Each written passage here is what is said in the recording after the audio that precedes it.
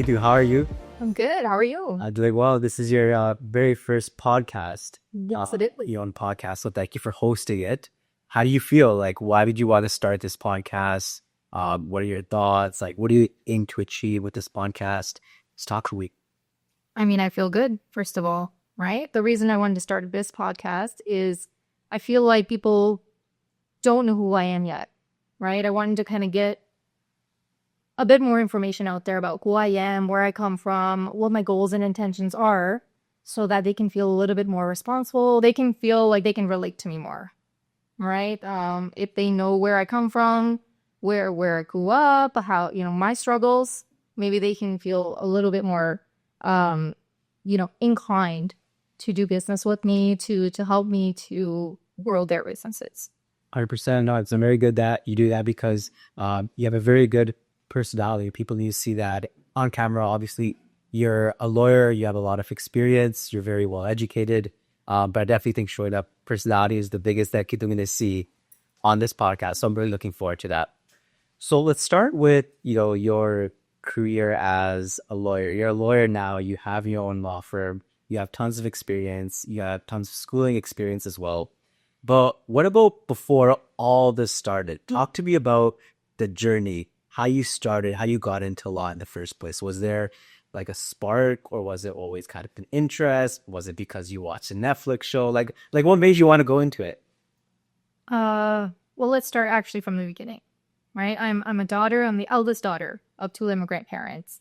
They came here with the clothes on their back, essentially, and I feel like you hear that story a lot nowadays, where immigrant parents coming here and setting up everything from scratch. And I saw that, especially as the eldest. I saw that, and I saw that struggle. I saw them growing, and they relied on me from a very young age to interpret, to review documents. I was reviewing documents. I was reviewing contracts. Maybe when I was 8 years old, I had just learned to read. So wow. I don't know why they're handing me the documents. But I was reviewing them, and I was letting them go ahead with making decisions, clearly. But I was the translator, right? So I remember distinctly, I was in second grade. I think somebody asked me, what do you want to do when you grow up? And the first thing that came to my mind was lawyer. And I'm the type of person, when I make a decision, when I commit to something, that's it. And so from 7 years old, I told somebody I'm going to be a lawyer, and I never let go. Wow. Yeah. From that day, I decided I'm going to be a lawyer, and it never changed. Wow. And I did it. That's incredible. So Yeah. It was really a lifelong dream and journey, right? From the time you were 7 to 8 years old till now. You've accomplished so much, and now you have your own law firm and whatnot. Exactly. But would you say that there was your would you say it was your external environment that was kind of influencing you or persuaded you to be a lawyer? Or was it more of an internal dialogue or message that kept you going once you made that decision? Once you were 7 years old, how did you find that persistence to keep on going? It's both. It's absolutely a combination of my external and my internal, right? Externally, like, my parents supported me from day one. The minute I told them that I wanted to be a lawyer, they were on my side 100%. They said, listen, you know that you can do anything you want, and we're going to support you 100%. They never had me, work a part-time job or, try to help out. They said, listen, your focus is on becoming a lawyer, right? I didn't learn to cook until I was maybe 26. Yeah. So don't ask me what I was doing before I was 26, but it wasn't cooking, right? I was in those books. I was studying. I was, so supported by my family that I never had to think about, what do I have to eat, or, it's Indian culture, perpetuates that, especially as women, you have to learn to cook and clean and do all of this before you get married.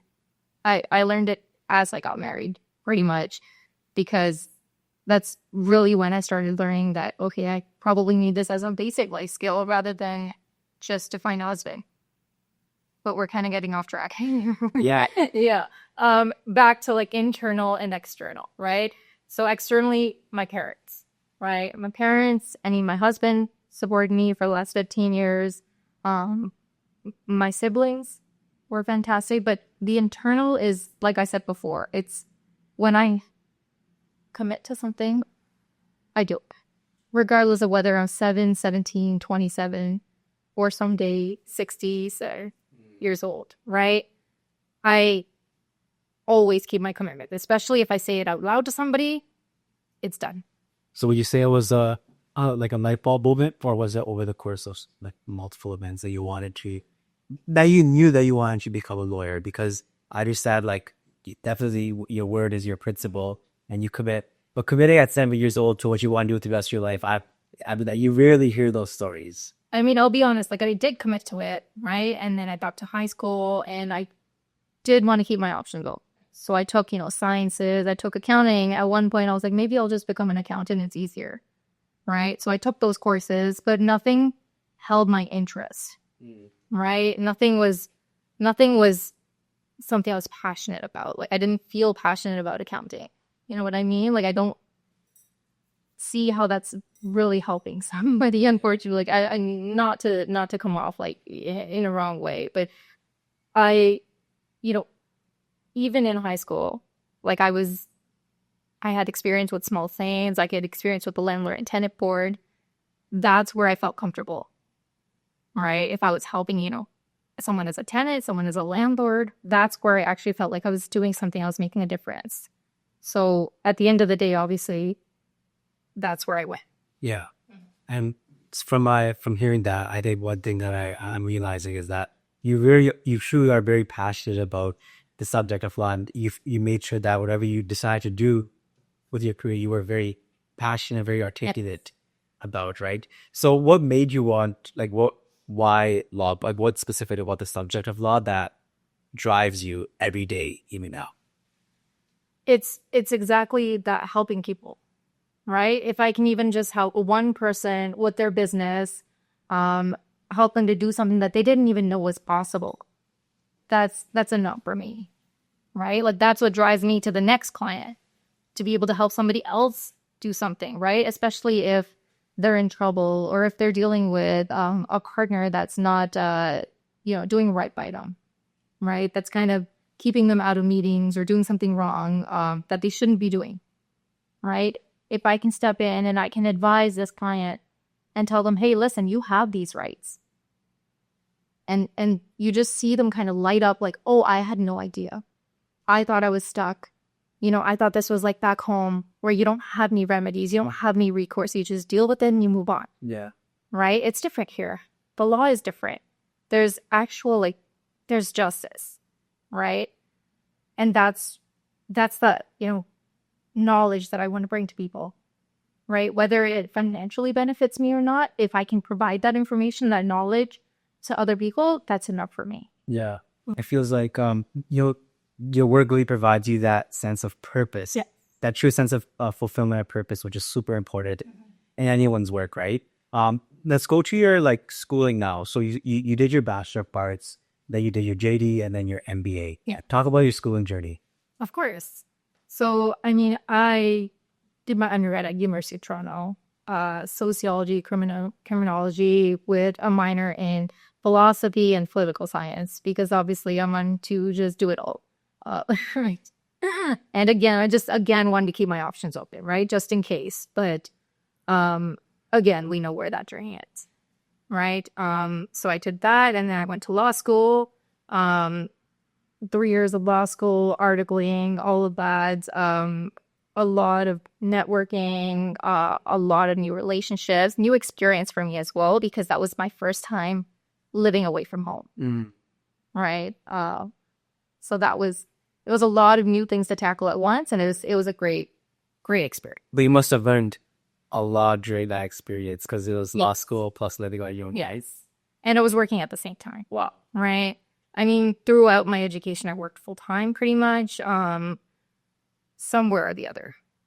Those skills of time management, right? They must translate to what you do right now, right? Because you've built those foundational skills of time management, persistence, determination, and I'm sure you're applying all those things in your daily life right now.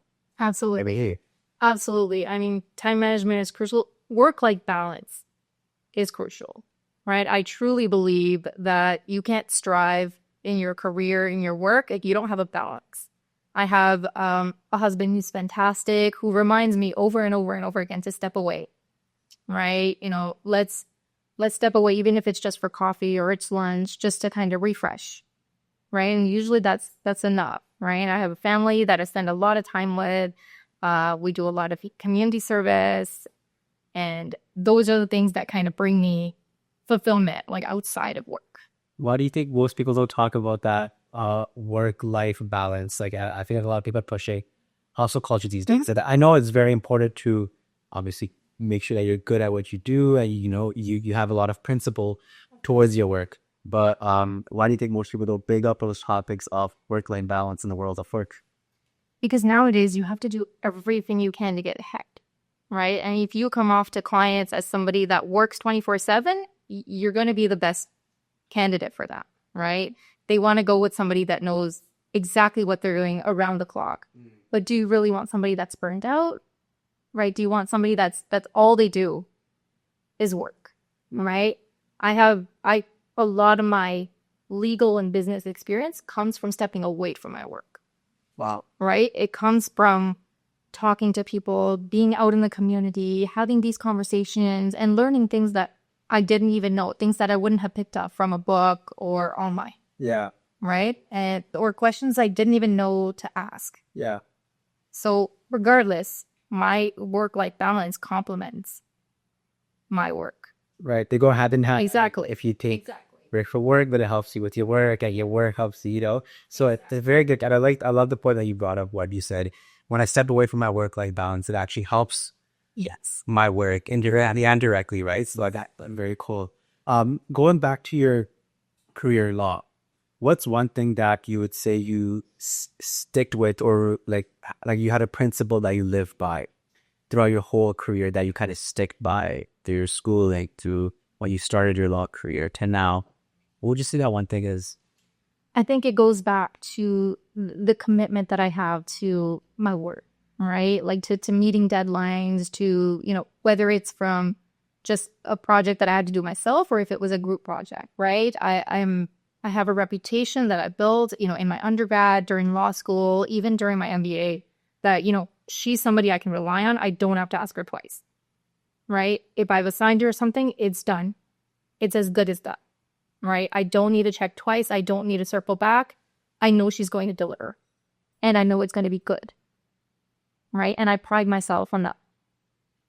So even in in the workplace, even with my firm now, my clients can rely on me that if they ask me to do something, if they've got a question, if they've got a problem, consider it done.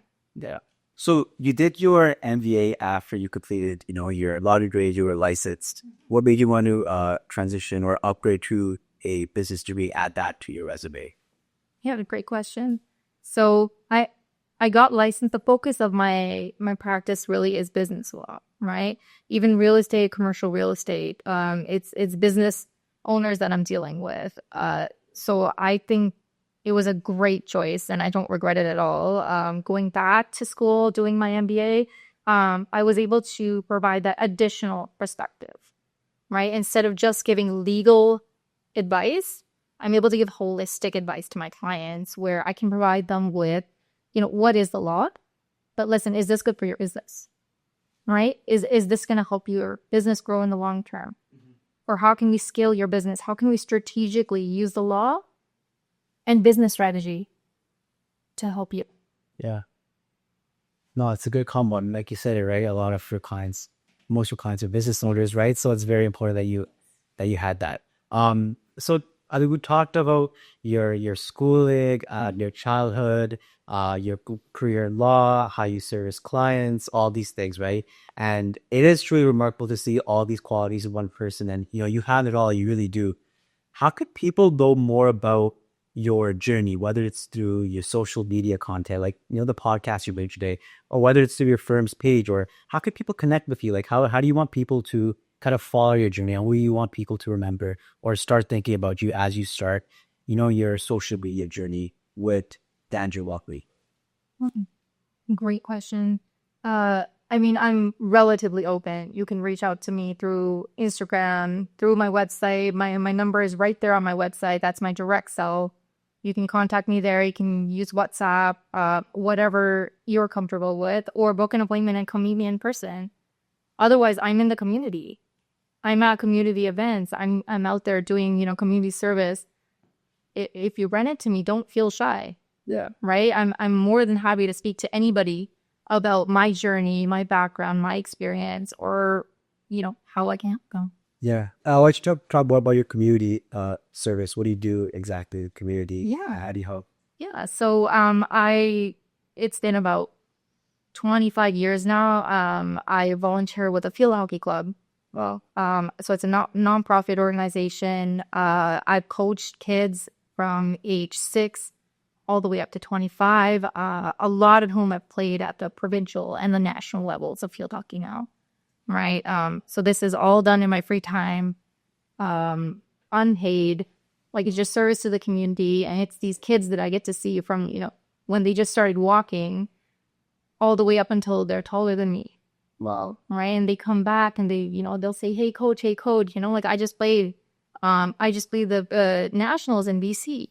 Yeah. Right. And that's fulfillment. And you knew that from so long. Exactly. And exactly. That's true. I guess you could say, right? Awesome. Well, that pretty much wraps up the podcast. I think we had a great discussion about, your journey and your career. And this is just the start, right? So I'm definitely looking forward to the future episodes and talking more about, the topics of law and your day-to-day life. But those are for another day. I think we had a great conversation. Any last message that you want to give to the camera about people that are looking at a podcast or that are watching your clips, your fans, your viewers? Any last message you want to give to someone that might be interested in this topic? Absolutely. Thank you, everyone, for tuning in, for taking time out of your days to listen to me talk about myself. If you have any other questions, like I said, if you have any questions, comments, concerns, you can reach out to me directly via Instagram, via my website, my phone number. Everything will be listed below as well. You can feel free to contact me with anything. Perfect. Thank you guys so much for this podcast. And it was a great podcast. Thank you so much. Thank you. Thank